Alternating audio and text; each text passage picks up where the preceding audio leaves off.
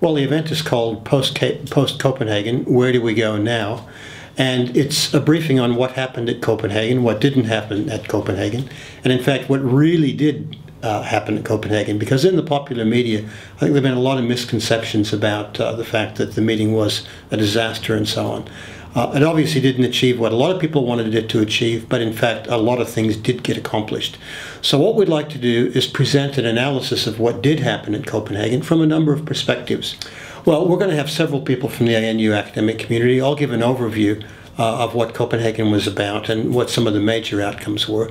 But then we'll have someone look at the policy analysts, and we're asking Peter Wood to do that. He was tracking quite carefully the level of commitments that countries were making in real time during the meeting, and then what has happened in January after the meeting. So he'll be able to tell us how close we're actually getting, for example, to the 2-degree guardrail.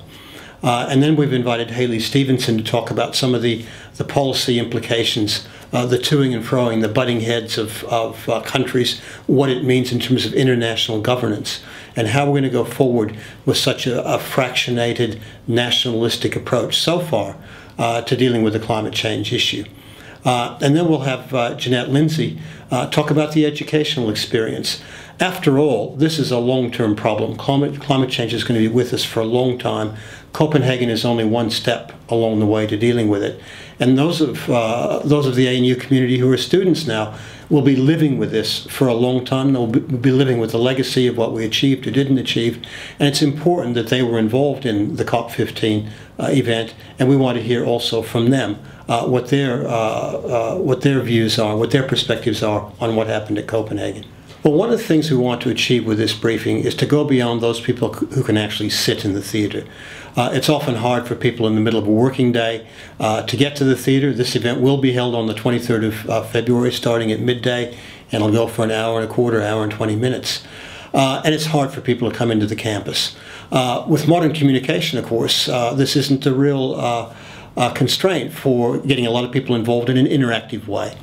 So we want to stream out over the internet what we say briefly, those of us who are there, but then allow interaction, allow people to pose questions to us from afar, to make comments themselves via Twitter and so on. We'll try to moderate that as best we can and take a variety of questions, some from the audience who's sitting out there, but also some who are our audience remotely.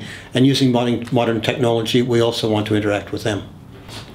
Well, we want to get across through this briefing a better understanding than what is commonly available through the popular press of what really did happen at Copenhagen, what was achieved, what does it all mean, and where do we go from here? Because there is a feeling out there, somewhat of a feeling of deflation. Well, Copenhagen was a failure, it was a disaster, we've lost a lot of momentum, what's going to happen?